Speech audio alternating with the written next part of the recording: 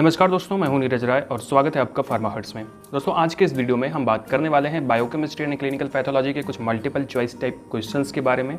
ये आपके लिए, अगर आप बोर्ड के लिए देख रहे हैं तब भी सही है, और अगर आप कॉम्पिटिटिव एग्जाम के लिए ये देख रहे हैं तब भी कोई प्रॉब्लम नहीं है, क्योंकि ये सब ऐसे ही क्वेश्चंस बनाए गए हैं जो कि कॉम्पिटिटिव एग्जाम्स में भी आते हैं। तो बहुत ज़्यादा ईजी क्वेश्चंस नहीं है, कुछ अजीब हैं, कुछ टफ हैं, और ये 25 क्वेश्चंस हैं। और दूसरी बात, ये चैप्टर वाइज नहीं है, और इसका PDF आपको टेलीग्राम पर मिल जाएगा। दोस्तों, आवाज़ में थोड़ी सी खरखराहट आ सकती है क्योंकि गर्मी बहुत ज़्यादा है, जिसकी वजह से हमें फ़ैन चला के वीडियो बनाना पड़ रहा है।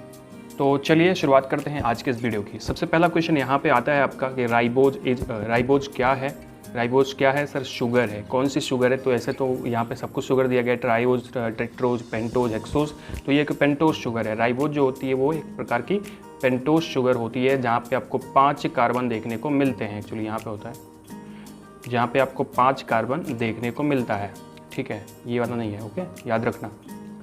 नेक्स्ट आगे बढ़ते हैं अगला क्वेश्चन पे। In the TCA cycle malate is oxidised.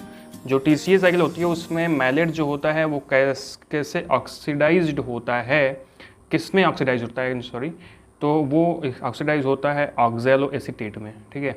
अगला क्वेश्चन है हिपैरिन क्या होता है। अब एक्चुअली हिपैरिन आप क्या होता है, आप बोलोगे एंटीकोएगुलेंट होता है, हाँ ठीक है, बट ये पूछ रहे हैं मोनोसैकेराइड होता है, डाइसैकेराइड होता है, या पॉलीसैकेराइड होता है, म्यूकोपॉलीसैकेराइड, हेटेरोपॉलीसैकेराइड।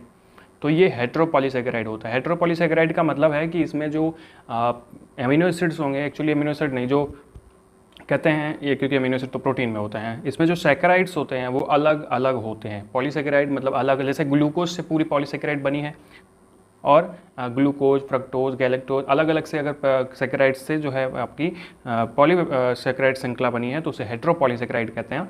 तो हिपैरिन एक प्रकार से हेटेरोपॉलीसैकेराइड होती है। नेक्स्ट क्वेश्चन आप देखिए, ट्रांसएमिनेशन टेक्स प्लेस प्रिंसिपली इन। ट्रांसएमिनेशन कहाँ पे किया जाता है, कहाँ पे होता है?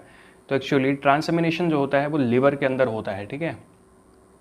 अगला क्वेश्चन आपका है amino acids are linked together by. Amino acid जो होते हैं वो किसके द्वारा लिंक होते हैं, कौन से बॉन्ड के द्वारा? तो वो पेप्टाइड बॉन्ड के द्वारा लिंक होते हैं। यहाँ पे डी आंसर सही है।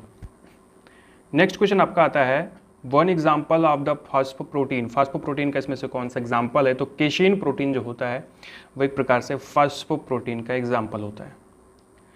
अगला क्वेश्चन है आपका the normal level of ketone bodies in the blood is. मतलब ब्लड के अंदर कीटोन बॉडीज़ की मात्रा कितनी होती है? तो 1 मिलीग्राम पर DL होती है, डेसीलीटर होती है। कहने का मतलब ये इसका सही आंसर है। बढ़ते हैं अगले क्वेश्चन के ऊपर, जो कि है आपका कि the major site of fat digestion. Fat का डाइजेशन होता है, मेजर साइट क्या होती है? तो स्मॉल इंटेस्टाइन होती है। एक्चुअली कुछ लोग बोलेंगे ड्यूडिनम, तो एक्चुअली स्मॉल इंटेस्टाइन का पार्ट होता है ड्यूडिनम एक, तो वहाँ पे फैट जो है डाइजेस्ट होता है। तो यहाँ पे large intestine, small intestine, kidney, liver, तो स्मॉल इंटेस्टाइन इसका सही आंसर है। अगला क्वेश्चन है one example of poly unsaturated fatty acid. यहाँ पे पॉली अनसैचुरेटेड फैटी एसिड कौन है? तो यहाँ पे सही आंसर है ब्यूटारिक एसिड। ब्यूटारिक एसिड जो होता है, ब्यूटारिक एसिड जो होता है वो एक प्रकार का पॉली अनसैचुरेटेड फैटी एसिड होता है। अगला क्वेश्चन आपका आता है कि fatty acid synthesis occurs in. जो फैटी एसिड का सिंथेसिस होता है बॉडी के में कहाँ होता है? तो सर साइटोप्लाज्म में होता है, ओके, सही आंसर क्या है? साइटोप्लाज्म। नेक्स्ट क्वेश्चन आपका आता है 11 नंबर की कोलेस्टेरॉल कंसिस्ट ऑफ। कोलेस्टेरॉल जो होता है वो उसमें कितने कार्बन एटम्स प्रेजेंट होते हैं? तो 27 कार्बन एटम प्रेजेंट होते हैं। ऑप्शंस आप लोग पढ़ लीजिएगा, क्योंकि ऑप्शंस मैं पढ़ूंगा तो फिर बहुत ज़्यादा टाइम लगेगा। नेक्स्ट क्वेश्चन है कि malonate is a competitive inhibitor in. जो मेलोनेट होता है वो एक कॉम्पिटिटिव इनहिबिटर होता है किसमें? तो वो सक्सिनेट में, ठीक है। यहाँ पे सही आंसर जो आपका है वो है सक्सिनेट। नेक्स्ट क्वेश्चन आपका आता है alkaline phosphate level is increased in. Alkaline phosphate जो होता है उसका लेवल किस बीमारी में बढ़ता है? तो रिकेट्स में जो है अल्कलाइन फॉस्फेट का लेवल बढ़ता है। अगला क्वेश्चन है कि chief storage side for manganese in body are.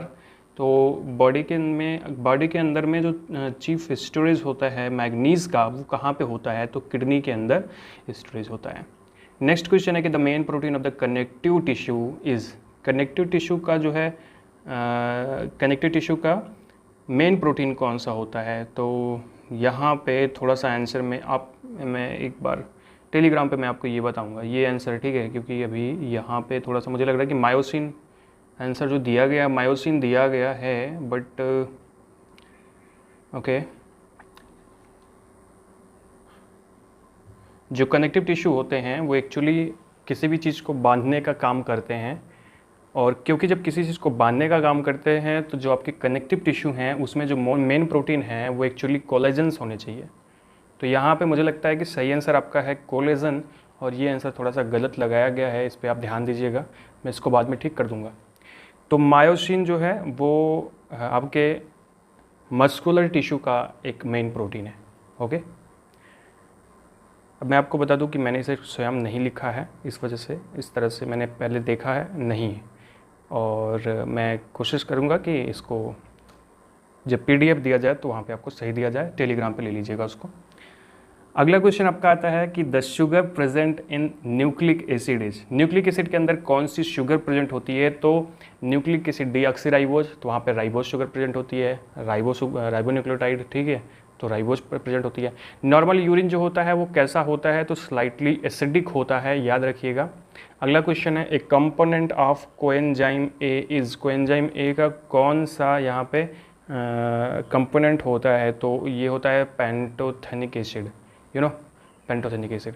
अगला क्वेश्चन आपका आता है कि hyperlipidemia is excess of, hyperlipidemia जो होती है उसमें किस चीज़ की एक्सेस होती है? तो कोलेस्टेरॉल की और ट्राइग्लिसराइड की, यही दोनों हैं जो कि एक प्रकार से हाइपरलिपिडेमिया काज करते हैं। अगला क्वेश्चन है आपका कोलेस्टेरॉल इज, कोलेस्टेरॉल क्या है? तो सर कोलेस्टेरॉल एक प्रकार का स्टेरॉइड है। अगला क्वेश्चन बढ़ते हैं 21 number, protein deficiency disease is known as, इसमें से कौन सा प्रोटीन डिफिशियंसी डिजीज है? तो क्वाशियोरकर जो होता है वो एक प्रकार का प्रोटीन डिफिशियंसी डिजीज है। अगले क्वेश्चन के ऊपर अगला क्वेश्चन आपका है 22 number, cobalt is a constituent of, cobalt एक कॉन्स्टिट्यूएंट है, किसका है? तो वो है आपका विटामिन B12 का। साइनोकोबालामीन होता है एक्चुअली, साइनोकोबालामीन, तो उसको हम लोग बोलते हैं एक प्रकार से विटामिन B12। अगला क्वेश्चन है कि milk sugar is known as, milk sugar जो होता है वो उसको हम किस नाम से जानते हैं? तो सर उसको हम जानते हैं लैक्टोज के नाम से, क्योंकि लैक्टोज शुगर जो होती है वो मिल्क में प्रेजेंट होती है। प्रोटीन जो होता है वो क्या है? तो protein is a polymer of amino acid. Okay, polymer का मतलब कि बहुत सारे अमीनो एसिड इस तरह से जुड़ गए, पॉलीमर को हम हिंदी में कहते हैं बहुलक, ठीक है। तो क्या बोलेंगे? पॉलीमर जो मतलब प्रोटीन जो होता है, protein is a polymer of the amino acid. Next and last question है आपका neutral amino acid is, neutral amino acid यहाँ पे कौन सा है? तो ल्यूसीन जो होता है वो न्यूट्रल अमीनो एसिड होता है। तो दोस्तों ये था आज का वीडियो, और इसमें हमने आपको बताया कि 25 क्वेश्चंस कौन कौन से हैं जो कि बायोकेमिस्ट्री एंड केमिकल पैथोलॉजी के लिए हैं, और actually clinical pathology, chemical pathology नहीं, आई एम सॉरी। तो ये था आज की वीडियो। अगर ये आपको अच्छा लगा हो तो चैनल को सब्सक्राइब कर दीजिएगा, वीडियो को लाइक कर दीजिएगा और शेयर कर दीजिएगा अपने दोस्तों के साथ में। हमें इंस्टाग्राम पे फॉलो कर लीजिएगा और टेलीग्राम पे भी ज्वाइन कर लीजिएगा, ताकि वहाँ पे आपको PDF मिल सके। धन्यवाद।